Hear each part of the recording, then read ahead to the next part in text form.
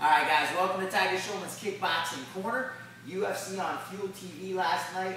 Hard to believe, number 9. I know, right? Feels like they were, the Fox agreement happened yesterday. Actually, feels like I watched my first ever UFC event yesterday, but UFC on Fuel TV last night.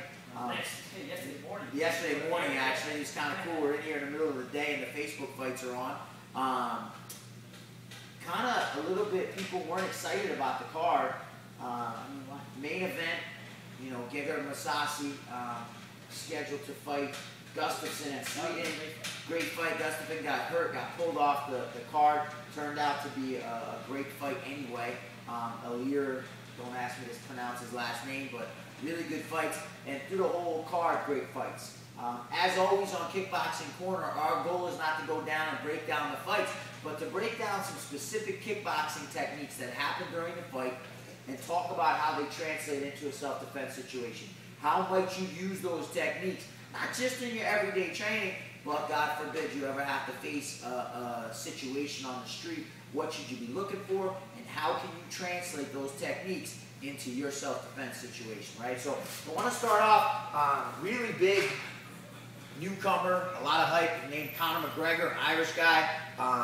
Everyone looking forward to him. And cool hypes for the fight because his opponent, Marcus Brimage, is on a 2 or 3 fight winning streak. Came out of the Ultimate Fighter reality show.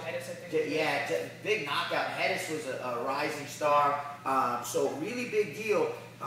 For Brimage was upset that they gave him Conor McGregor, thinking that he was set up to lose. And Conor McGregor, with all this hype behind him, came in. And the first thing I noticed in watching the fight, which is one of the most important things you could do when you're fighting, is McGregor, first time in the UFC, fighting a really tough guy, Marcus Brimage, got knockout power. McGregor looked like he was taking a Sunday drive with his family, man. He was in the fight, and he just relaxed. It looked like he was chilling out with his friends.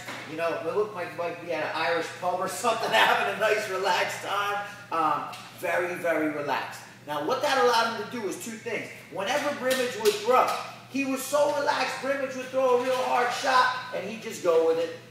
Hands weren't up, chin wasn't down, he was just relaxed. And that shot would come, and he'd just go. It hit him, but like nothing. It wasn't even doing any damage. And that's something for you guys to remember. You know, in the hematologists know this, people that draw blood. Somebody that's nervous about a needle, the needle actually hurts them. Somebody who's not nervous about a needle, they don't even feel the needle. It's the same thing in a fight. It's one of the reasons we want to spar and we want to train so much and so consistently, because you can lower your level of fear. Now, McGregor clearly has been in a lot of fights. He was very relaxed. The only way you can do that is through practice. Now, the other thing he was able to do, because he was so relaxed, and as those punches were coming, he was getting pop. He would just counter, right? Throw the pop, pop, boom, he would counter. He was throwing shots beautiful off of Brimage's offense because he was so calm and so relaxed. He was able to really pick his spots. Now, he's actually a lefty. I was fighting righty Conor McGregor. Was lefty. Let's switch sides so we can see this. Finish the fight. Very important. If you're in a fight and something works, keep doing it until it stops working. And this is something that Conor McGregor did great. He threw an uppercut, boom, blasted him on the face. Guess what he did? Boom, boom, boom. Missed the second 2 punches. Threw the uppercut, hook, uppercut, missed the second 2, but he came right back to it again, uppercut, and then the next time, hook and uppercut again. Brimage is down, McGregor pounces on him, the ref stops it. Now, what are you looking for to throw an uppercut? In the case of Conor McGregor and Marcus Brimage, a couple things going on. Brimage, way short. McGregor 5'10", Brimage 5'3", 5'4". So he's got a 6-inch height advantage. Now, I'm not 6 inches taller than Joshi, but I'm a little taller. Joshi's going to bow over just a little bit to kind of simulate. And then Brimage is so muscle-bound that he can't bring his elbows in front of his body. He can't make a number 11. His arms are open a little bit, right? So that opens up that space to come right through and go to the side of the jaw with that uppercut. So you're sparring somebody, or you're fighting somebody, and their hands are down, their elbows are open. You could throw that uppercut to the side of the jaw, go right up through the middle of that guard, right? So if you're standing in front of the person, especially lefty, righty, I use my backhand, you could go right up through the middle. Now when you hit that uppercut, what's going to happen to their head? It's going to lift up, go them to the side, back again, he came with another uppercut. He just kept going back to the well, Conor McGregor. Great fight. Really looking forward to seeing that guy fight again. Another fight, same exact thing, so we'll talk about it a little bit. Phil DeFries, Matt Mitrione. DeFries wanted to wrestle and shot. Mitrione stuffed the shot, came back, take a half a step back, give him just a little more distance. Came back up to the feet, went to shoot again, and Mitrione clipped right behind the head. You could barely even see the punch landing, right? But he clipped him with that uppercut right behind the ear as Phil DeFries was going down. Mitrione's also a big, strong dude, so actually the announcers, Florian and Mike Greenberg, actually were talking about how they thought DeFries just ran into him and that knocked him out. But if you watch closely, there was an uppercut there that clipped him right behind the ear. For any of you guys who have ever been hit behind the ear with a power punch, you know that's one of the most disorienting shots you can get hit with. We have a training partner, Sensei Levy, who's famous for caveman punches, and they're hard. They hit you behind the ear, you're like, holy goodness, man, it shakes you a little bit. So, real good win for Matt Mitrione, and another use where you can throw uppercuts. If somebody you know they're trying to take you down, you just literally throw your uppercuts, and a lot of times that person ducks right into it. Really successful for you. Next fight I want to talk about, Adlan Amagov, right, was fighting Chris Spank. And this is actually one of Joshu's favorite techniques we're going to talk about. You throw low kicks at somebody. Now, Joshu does it off the front leg, right? So you throw low kicks, actually, let's back up just a little bit. You throw low kicks at somebody, a lot of times what they'll do is back away, right? Back away. So Joshu's going to show you what he likes to do here. Don't come, yeah. Now, I don't even like being the demonstration dummy for this, right? So he's throwing a heel kick. Go ahead, you can explain. So, again, they're backing away. I don't want to be too close. I want to be able to extend my leg out. So as they back away, it puts me right in range to drive that heel right to the thigh. And he actually, in the fight, Amagov, I didn't say his name, he did it lefty, he switched it.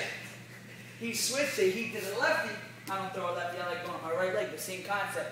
As he was stepping back, he was able to extend that leg and drive that heel right into the thigh. And that little bone that drives right into the leg kills their front leg. Ask anybody in my training partners who I hit them with that spinning heel kick, they don't like it. And believe it, it puts them down. I was quite surprised that Spang didn't even buckle from that. So, but that's a great weapon you can use to completely destroy someone's base. Especially if you're throwing low kicks and killing the front leg, you take out the back leg and they're completely done. Something I'm still upset about. 4 years ago, you fought Mervin Rodriguez in an amateur fight and landed that kick. And Mervin, who we all know is not necessarily the most sportsman-like competitor, as we know from his glove tap takedown that he did right after that. He claimed that it hit him in the groin. Now, there's no instant replay, there were no video cameras of the fight, but it was pretty clear that you threw that spinning heel kick and hit him in the thigh, and it was debilitating. It hurt real bad. He claimed it was a groin shot. The ref allowed it to stop for a while. You know, stinks because he turned around and he was able to come back and win the fight, but, you know, really kind of would have been nice if the fight had been stopped because he couldn't keep going. So just to give you an idea of how effective it is, Joshu landed it in a real fight. In a street situation, of course, whether it lands on the thigh or the groin, God bless, right? That's okay. There's no problem in a self-defense situation. If you happen to miss his leg and hit him in the groin, which is a much smaller target, harder to hit, God bless. You won your fight, you walk away safe, right? That's what we're looking to do. So, real good technique by Adlan Amagov. You know, dominated that fight with Chris Spank. If you've never seen Adlan Amagov, really good suplexes, great kicks. Like, he did a couple of suplexes in that fight. And his previous fight, did a couple of that step behind old school hook kicks. Yeah, and you can show that, Joshu, like the other things that you could throw off of that. Once that person starts looking for that heel kick, I can step through. I can throw my spinning back kick right here. I can take that heel kick up to the head, Sensei Hall, right there. Yeah, I don't want to be the see Sensei Hall in the back. We don't want to have that. Again, I don't like being a demonstration dummy for those kicks, right? So that's one of those things that is difficult because if you do that to your training partners all the time, I remember the first time Joshu did that kick to me in training, I wanted to kill him because it hurts a little bit. So be cool about that when you're doing it in training, but definitely something you can add to your game. Next fight I want to talk about. Another big fight, Akira Corsani, another Ultimate Fighter alum, struggling a little bit. He's won a couple of fights in the UFC, but hasn't really built his name up and had a big fight. Robbie Peralta, who's been knocking people out. Yeah. Very tough fight for Corsani because Corsani's a stand-up fighter. That's what he likes to do. Another Swedish guy fighting in front of his home crowd.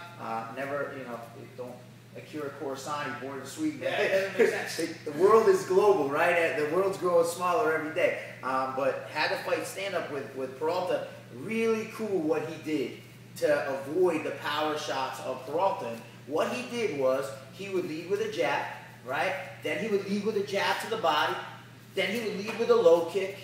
Then he would lead with a cross. Then he'd throw a double jab. What's this causing you to do, Joshua? You have no idea what's coming, right? So Peralta, who is sitting back, counterpuncher, wants to time that big right hand or big left hook, couldn't time Corassani. Corassani did a fantastic job of switching up his rhythm and his lead techniques, right? To make sure that Peralta could never really get a read on what was going to come next, right? So a really cool thing for you to do in training, and especially in a street situation. You don't want to get in a habit of doing the same thing over and over and over again where somebody can tell what you're going to do and anticipate and maybe time and hit you with a big punch, especially in a street situation because someone's most likely going to be bigger, stronger than you are. You can keep that person off balance. Now, everything Corassani threw, his jab, cross, kicks, whatever, he threw it with some bad intentions. He didn't throw it easy, right? He wasn't giving Peralta a chance to gain confidence, but worked really well for him. I give Corassani credit too because at one point Peralta did catch him, hit him with a left hook right on the jaw, and you know, Corassani staggering, and Peralta ran after him to hit him, and Corassani was able to duck and tie him up, and you know, got his balance back. That's a real good thing for you guys to remember. There's nothing wrong with tying somebody up if you have to, and was able to really won, you know, 15 minutes or 14 minutes and 50 seconds out of a 15-minute fight. Great win for him. Last fight we're going to talk about, Gegard Mousasi. Tough fight for him. Yeah. Right? All of a sudden, 5 days before your fight, you're preparing for a 6'7" guy. You know, he's probably 6'2", 6'3", and your opponent changes, and your opponent is somebody nobody's ever heard of, but is a really tough dude. The guy was jacked up. He's Albanian, and you know, I actually train a few Albanians and train with a few Albanians, and God bless that culture, man, because for whatever reason in their DNA, fighting is there, right? Tough to a person. And this guy was like built like a, you know, fire hydrant. I almost said a brick. Can't say that on television. Built really like strong and tough fight for Mousasi, but really cool game plan that he had. He was leaning in a little bit because he was taller, right? Sometimes I might want to lean away a little bit when I'm taller, but Mousasi was leaning in a little bit. And what he was doing, he was just throwing his jab. That was it. Just jab and jab and jab. Now, I'm throwing this little lazy jab out at Joshua. That's not what he was doing. They were sparring, and he was throwing that jab, right? Boom! He wouldn't give the guy a chance to get comfortable and get in any type of a range where he might actually be able to hit Mousasi. And the guy, what ended up happening towards the end of the fight, back up just a little bit, towards the end of the fight, his opponent, Ilir, he's getting frustrated, and he would start throwing big right hands and moving his back leg, right, and there's just nothing there. And it becomes very easy then for Mousasi, like he's throwing that shot just to back up and he can pot shot a little bit, right? But through the whole fight, he didn't change his lead technique. Not like Corassani, where Corassani and Peralta a little bit more evenly matched in height. Mousasi had a real good reach advantage. And he used that reach advantage, just peppering that jab, reaching that jab out there. We've talked about that on Kickboxing Corner before, especially in a street situation. People don't know how to throw their punches straight. So if you can throw that jab straight, and I'll let Joshua lead again because he's shorter than I am. If he's throwing a straight punch and I'm throwing a haymaker, my haymaker is not going to reach as far as his jab does. But, very important, if you're going to throw that jab, you got to throw it. You got to throw it with some bad intentions. You got to throw that jab to hurt somebody, which is what we work on every round of kickboxing, right? Every other week when we start on the bag, it's always a jab or a double jab. You can't just be hitting the bag like that and think that you're going to build a good jab. You got to go on that bag, hitting that jab. You know what? You see what it's forcing Joshua to do. Even when he's catching that jab, he's going to back away. He's going to make sure that he's safe, right? Another great UFC event. As always, we watch them because we're passionate about martial arts. Joshua and I love this. We're in here, you know, the following, today's Sunday morning and doing it again ourselves, but we can learn. Do we love the competition? Absolutely. He's still competing all the time and loves it, and I love competing. But we watch it to learn, so we can teach our students. Great fights last night. If you get a chance, it'll be replayed on Fuel. You can watch it. But those are a few things that happen in the fight that you can put into your training, use it in your training, get good at it, and it'll translate into a real street self-defense situation. I'm Thad Campbell, my assistant Craig Alexander. That's it for Kickboxing Corner for UFC on Fuel TV 9.